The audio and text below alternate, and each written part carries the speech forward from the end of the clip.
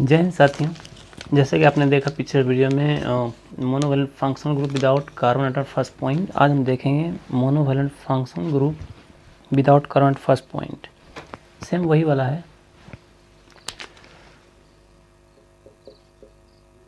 Monovalent functional group without carbon atom at first point. Nitro, पिछले वाले हमने देखा Cl को देखा था, यानी क्लोरो ब्रोमो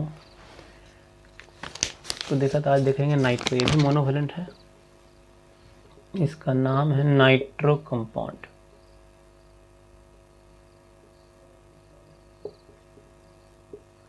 एक ही बॉन्ड है इधर से, तो CH3NO2 देख लीजिए, है ना, एक ही बॉन्ड है ना, CH3 CH2NO2। ये ऐसे भी रह सकता है, देखिए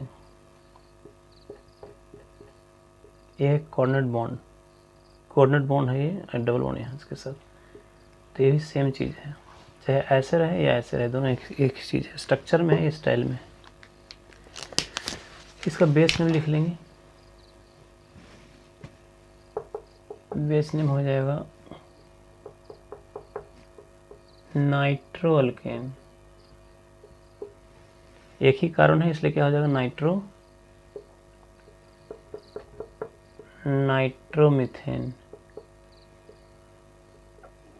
ऐसा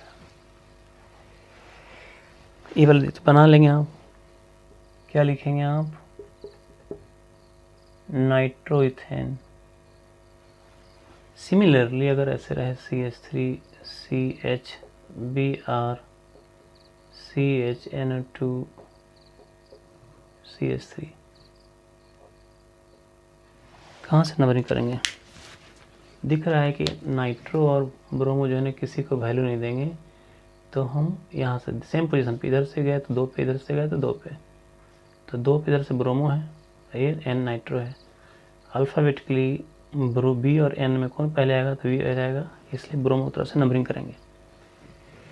तो क्या लिखेंगे इसको, 2 bromo dash 3 nitro, total carbon कितना हो जाएगा, 4 है तो ब्यूटेन। ये हो गया, बहुत ही आसान है।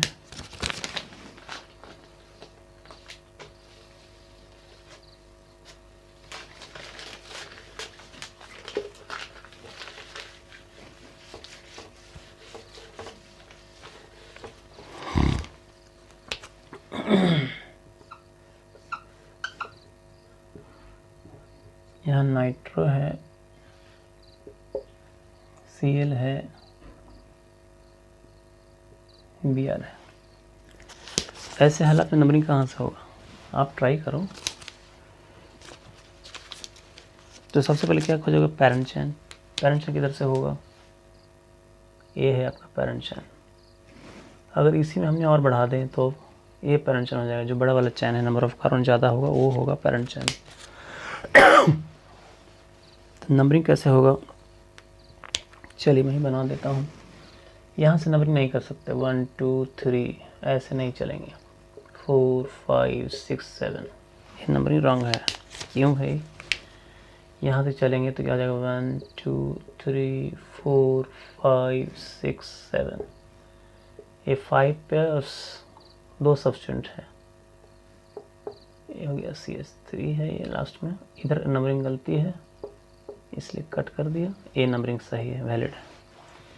तो लेफ्ट राइट वैल्यू क्योंकि पास में आ गया, 2 पे, इधर से 3 पे आ रहा था, तो सबसे पहले जो लोएस्ट पोजीशन पे रहे उस तरफ से करते हैं। अब पोजीशन लिखने की बारी होगा तो ब्रोमो और क्लोरो और मिथाइल है, किसको लिखेंगे, ब्रोमो है, क्लोरो है, फिर नाइट्रो है, फिर मिथाइल है, किसको लिखेंगे, तो सबसे पहले अल्फ़ाबेटिक लिखेंगे। पोजीशन जहाँ भी हो कोई दिक्कत नहीं है। तो 3 ब्रोमो, क्लोरो फिर आएगा 2 क्लोरो, 5 मिथाइल, 5 नाइट्रो, और टोटल कार्बन कितना है 7 है, हेप्टेन हो गया। तो देखा आपने कितना आसानी से बन गया।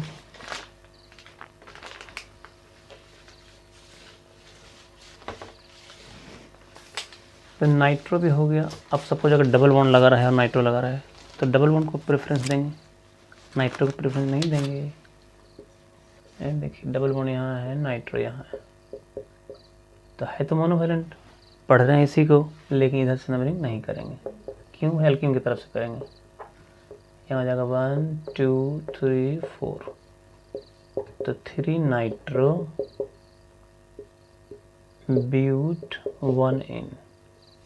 डबल वन कहाँ है? 1 पे है, इसलिए ब्यूट 1 इन। तो देखा आपने, बहुत ही आसान है। तो एक्चुअली होता क्या दोस्तों कि हम लोग जहाँ भी होते हैं 5 जिंदगियाँ जी रहे होते हैं, और वो 5 जिंदगियाँ क्या होता है? या तो फाइनेंस से रिलेटेड होता है, फाइनेंस,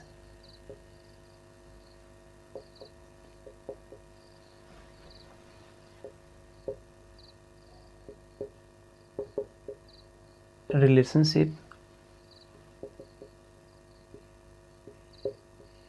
करियर, बिजनेस,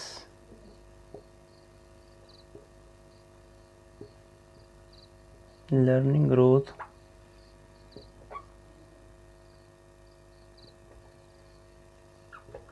हेल्थ। हम लोग जहाँ भी ये 6 जिंदगियाँ हमेशा जी रहे होते हैं। एक्चुअली केमिस्ट्री की क्लास में मैं ये क्यों बता रहा हूँ कि हम जहाँ भी रहते हैं 6 जिंदगियाँ हमेशा जी रहे होते हैं। ऐसा इसलिए क्योंकि ये बताना ज़रूरी है कि हम सबसे पहले करंट स्टेट और एक है डिजायर्ड स्टेट। तो करंट स्टेट में हम जो हैं ऐसे हैं, और यहाँ है डिजायर्ड स्टेट जहाँ हम पहुँचना चाहते हैं। तो बीच में क्या है? स्टैकल्स होते हैं, ऐसे बड़े बड़े रास्ते होते हैं।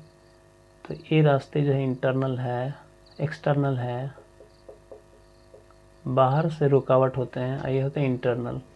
कभी अंदर की आवाज़ होती हैं जो रोकती हैं। अंदर ही बहुत सारी बातें करते रहते हैं हम लोग जितना दुनिया में माता पिता, भाई बहन, गर्लफ्रेंड, बॉयफ्रेंड, रिलेशनशिप में कहीं बात नहीं करते, तो ज़्यादा खुद से बातें करते हैं। तो एक होता है कोई भी करंट स्टेट में जहाँ पे अभी आप हैं, चाहे वो फाइनेंस के मामले में हो, रिलेशनशिप के मामले में हो, करियर के मामले में हो, बिजनेस के मामले में हो, लर्निंग ग्रोथ के मामले में हो, हेल्थ के मामले में हो, जहाँ भी हैं आप स्टार्टिंग में हैं और यहाँ डिजायर में जाना चाहते हैं, डिजायर स्टेट में जाना चाहते हैं और हैं आप करंट स्टेट में। तो बीच में रुकावटें आती हैं जो एक्सटर्नल और इधर इंटरनल। इंटरनल जो अंदर की क्रिटिक होती है, अंदर की बातें होती हैं, अंदर की रुकावटें होती हैं, रेजिस्टेंस होती हैं, वो रोकता है। तो हम सभी लोग अपने फाइनेंस में, रिलेशनशिप में, करियर में, ग्रोथ में कहीं ना कहीं जो है कुछ ना कुछ ढूंढ रहे होते हैं कि हमें किसी को, जैसे सपोज कीजिए कि हम हेल्थ में कोई बीमारी से जूझ रहा है, कोई एंजाइटी से जूझ रहा है, अस्थमा से जूझ रहा है, अस्थमा, कोई कैंसर पीड़ित है, तो दिन रात इसी के बारे में सोच रहा है, खुद से बातें कर रहा है कैसे ठीक होंगे, बचेंगे कि नहीं बचेंगे, क्या मैं ठीक होऊंगा नहीं होऊंगा। तो हेल्थ में जहाँ पे अभी सपोज एंजाइटी से या डिप्रेशन से कब सफ़र कर रहे होते हैं, डिप्रेशन है, एंजाइटी है, सेल्फ डाउट है,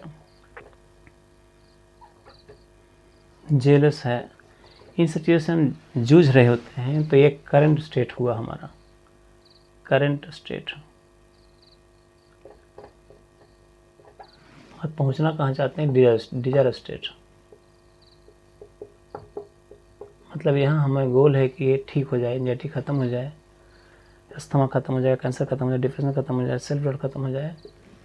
तो ये हुआ हमारा डिजायर स्टेट। तो यहाँ से यहाँ पहुँचने में, करंट स्टेट से डिजायर स्टेट पहुँचने में 3 लोग होते हैं। एक होता है ड्रीमर, एक होते हैं क्रिटिक, और एक होता है डूअर। ड्रीमर जो सपने देखता है, जो सपने देख रहा है मेरा एंजाइटी खत्म हो जाए, अस्थमा खत्म हो जाए, कैंसर खत्म हो जाए, डिप्रेशन जो है वो चल रहा खत्म हो जाए, सेल्फ डाउट खत्म हो जाए, क्रिटिक उसे रोकता है। और डूअर फाइनली जब एक्शन लेता है, ये दोनों जो है आपका माइंड से रिलेटेड है, माइंड के ब्लॉकेज होते हैं, और ये है बॉडी। सपोज आपका हेल्थ सही नहीं है और आपको जिम जाना है, तो जिम सुबह जो आप सपने देखते हैं कि हमको जिम जाना है, ड्रीमर है, सपने भी देखा ड्रीमर, और जब उठने जाने की बारी आई, सुबह उठने की बारी आई, तो रोकता कौन है? क्रिटिक रोकता है इसको। एक्चुअली क्रिटिक कुछ करता नहीं है, कंफर्ट जोन में रहने की कोशिश करता है कि नहीं नहीं कहाँ जाओगे तुम, सेफ हो कि नहीं हो, कहाँ जा रहे हो, एकदम से चेंज नहीं लाना चाहता है। तो जो जिम जाने के लिए कहता रहा है वो आप ही हैं, और रोक रहा है सुबह उठने से वो भी आप ही हैं। तो इस सेल्फ टॉक चलते रहता है, तो क्रिटिक रोकता है, डूअर फाइनली एक्शन में जाता है। तो ड्रीमर और क्रिटिक माइंड का गेम है, इंटरनल आवाज़ें जो होती हैं, और डूअर फाइनली उसको करता है। तो माइंड और बॉडी दोनों एक साथ कंबाइन करेगा तो एक्शन में आएगा, और एक्शन आएगा तो वर्क हो जाएगा। तो जब एक्शन आएगा तो हम करंट स्टेट से चल जाएंगे कहाँ? डिजायर स्टेट में। तो इसलिए माइंड और बॉडी दोनों को एक्शन लेना ज़रूरी है। तो मेरे बताने का ये मकसद इसमें ये था कि आप कहीं भी 5 ज़िंदगियाँ जी रहे होते हैं, 6 ज़िंदगी जी रहे होते हैं, तो हर कहीं ना कहीं आपको ट्रांसफॉर्मेशन चाहिए होता है। तो पढ़ाई के साथ साथ में आपको ये सब चीज़ें भी देखनी होती हैं। तो चलिए दोस्तों, मिलते हैं अगले क्लास में, और आगे देखते हैं